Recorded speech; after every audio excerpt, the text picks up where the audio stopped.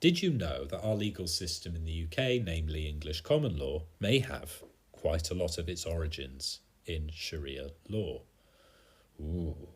So what's this all about?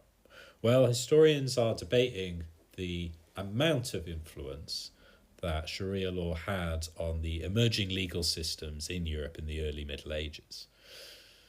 The debate isn't on whether the influence was there or not, just the amount of influence, right? And English common law is a good example of an area you might want to have a look at, because English common law has striking similarities with Malakite's laws, which is a school of jurisprudence in Islam. It's one of the biggest ones, one of the big four. And that emerged in the 8th century. So that's before England was even a thing. England didn't exist really in its current form in the 8th century. But these laws, which have a very, very, very similar framework to English common law, did exist in the Muslim world, right? And you can kind of see how this influence would have come about.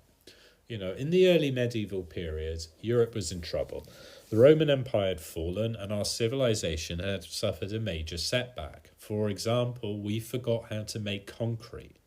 The Romans were really good at it. It meant they could build things like the Colosseum, and then we forgot how to do it. And that meant for centuries we could only build things out of wood. But meanwhile, in the Muslim world, they were smashing it. They were doing algebra. They were building cities with sewage systems in. They were trading. They were becoming extremely wealthy. They were expanding their territories. And they had an established and stable legal system with Sharia law. Now, at that time, you had the Silk Road, where most of the trade passed through. And of course, the Silk Road goes through the Middle East and it comes out in Europe. And this would have meant you would have had European merchants trading with Muslim merchants. And in order to do that, you need a commercial legal framework that everybody works under. So that would cover things like debt, managing contracts, that sort of thing. All of that sort of stuff. So Europe would have had a long period of time, centuries of exposure to the Sharia legal system through trade before it had really developed its own legal systems.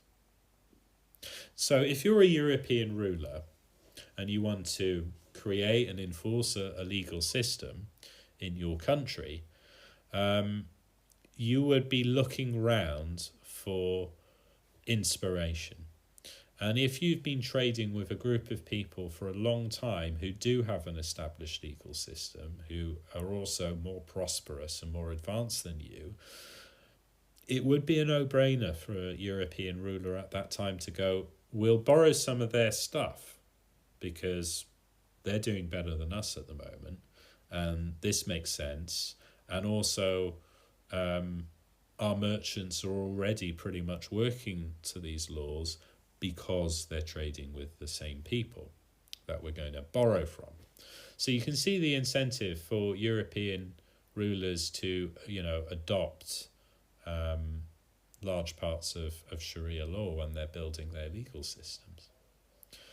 And, some of these similarities have gone over time. For example, the Catholic Church really didn't like it when people charged interest on loans. And of course, charging interest on loans in Islam is forbidden. There's another similarity. Obviously, we now don't think twice about charging interest. But it is still the case for Muslims that they're not allowed to do that.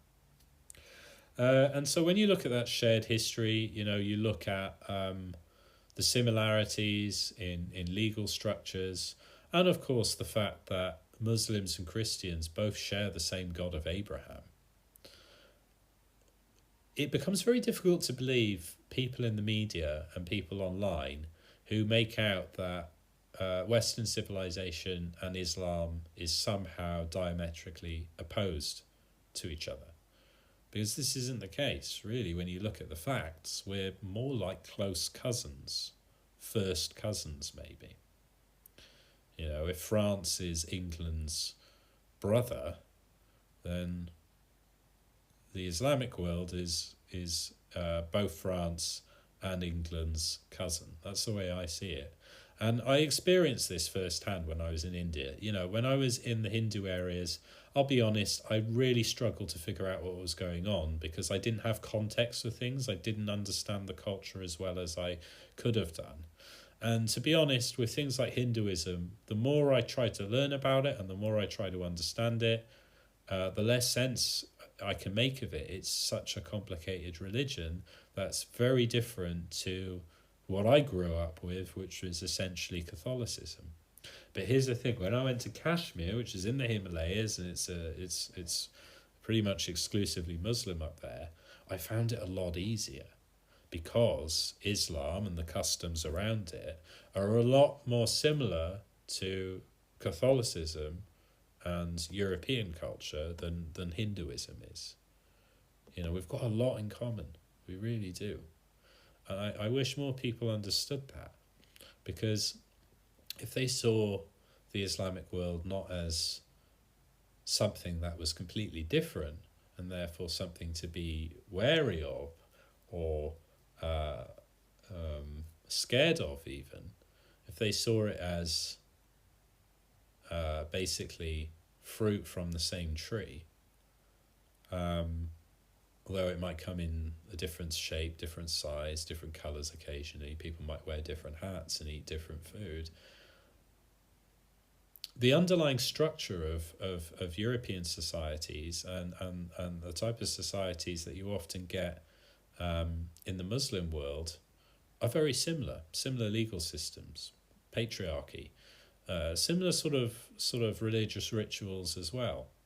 And when you look at religions and cultures that are not influenced by the God of Abraham in the same way, you know, they really are quite different.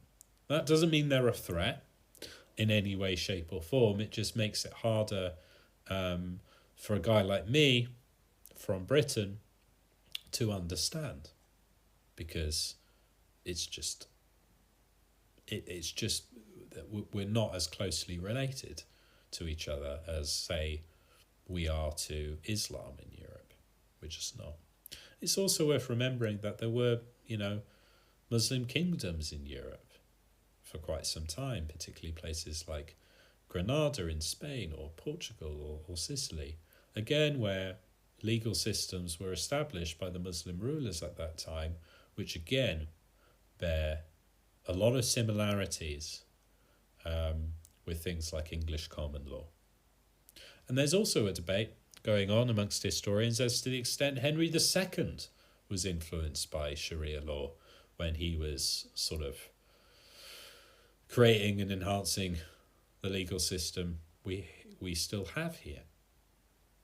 So, you know, I think it's a bit of food for thought. I think it's important to reflect on.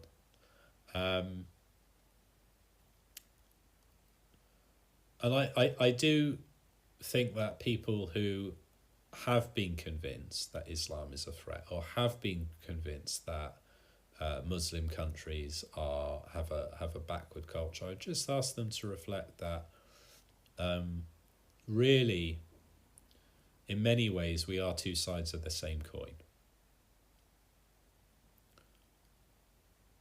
Like, our interests between Europe and the Middle East have often been at odds together on the basis of power or influence or wealth.